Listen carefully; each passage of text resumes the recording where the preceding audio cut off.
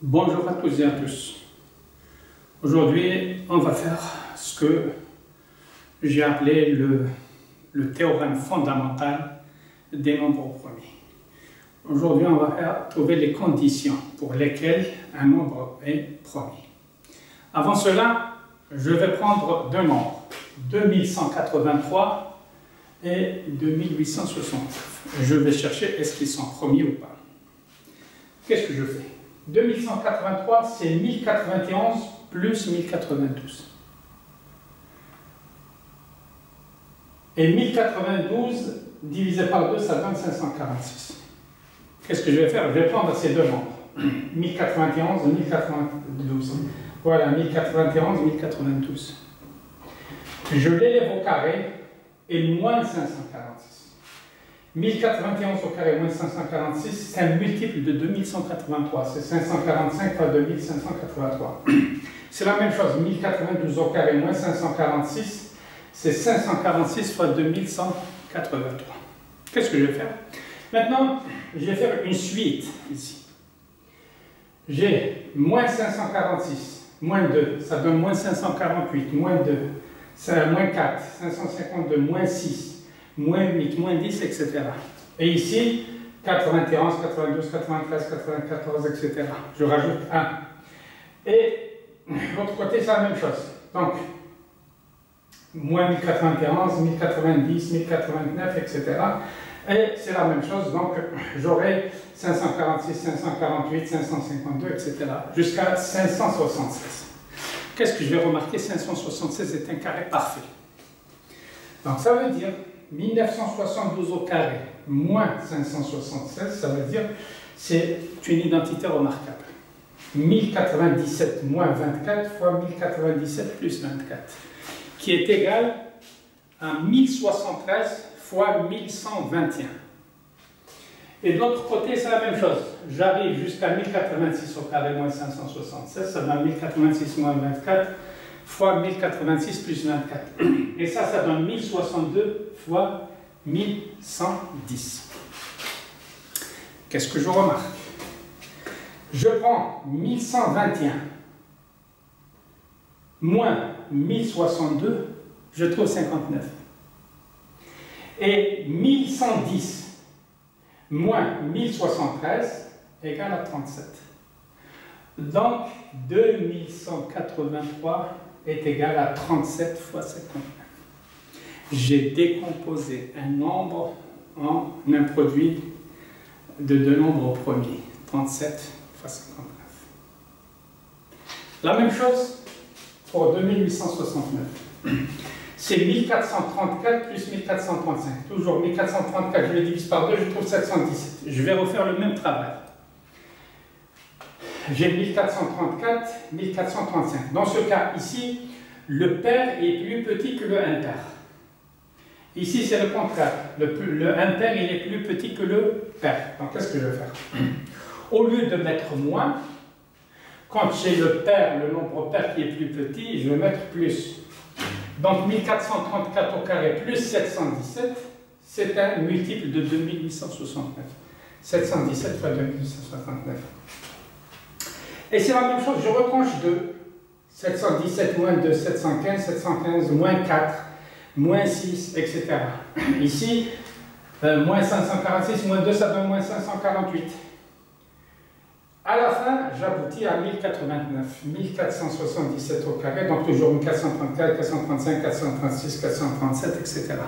Ici, je rajoute 1, ici, je rajoute 2, 4, 6, 8, etc. Et 1089, c'est 33 au carré. Ça donne 1477 moins 33. 1477 plus 33, ça donne 1444 et ça donne 1510. La même chose. 1510 moins 1359, ça donne 151. Et 1444 moins 1425, ça donne 19. Donc 2869, c'est 19 fois 151. J'arrive à décomposer un nombre. Ici, c'est un produit de deux nombres premiers. Je peux avoir 3, 4, 5, 6, etc. sans faire de division. C'est un travail, bien sûr, que j'ai fait quand j'étais tout jeune. Je pense que j'encourage les jeunes à approfondir ce travail. Les remarques, très importantes.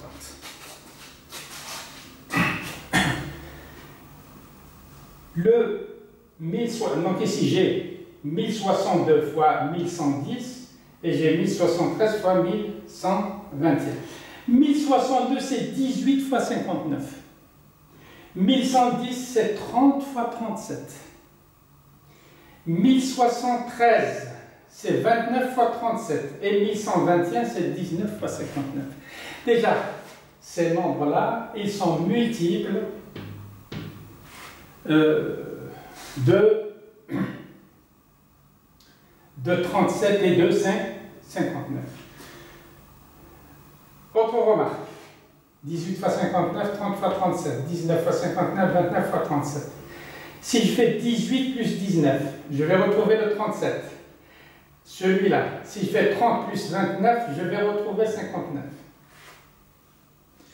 Maintenant, si je fais 18 plus 30, 48, 19 plus 29, 48. Et 48, voilà, 18 plus 30, 19 plus 29. Et si je fais 59 plus 37, parce que 2183, c'est 59 fois 37, si je fais la somme, je vais trouver 96. Et 96, c'est 2 fois 48. La magie des nombres. La même chose qui va se passer ici. J'aurai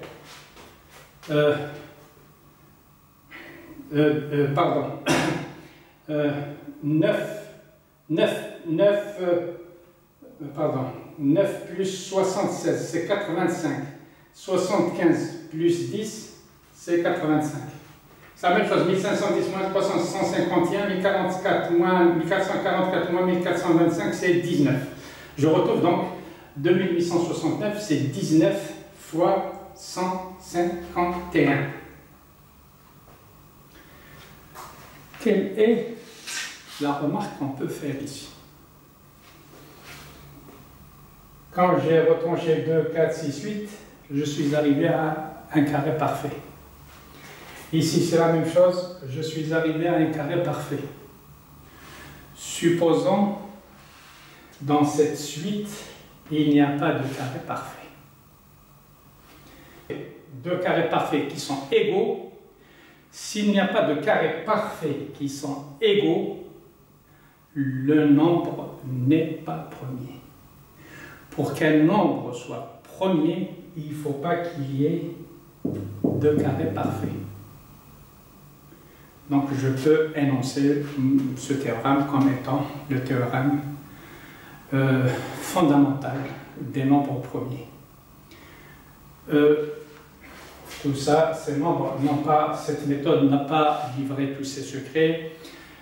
Je n'ai pas essayé d'améliorer ce travail parce que je n'ai pas ni la santé, ni la force, ni le temps pour le faire. J'invite et j'encourage les jeunes chercheurs à approfondir ce travail. Donc, je me contente de ça pour l'instant. La prochaine fois, je vais travailler sur les nombres premiers. Je vous remercie.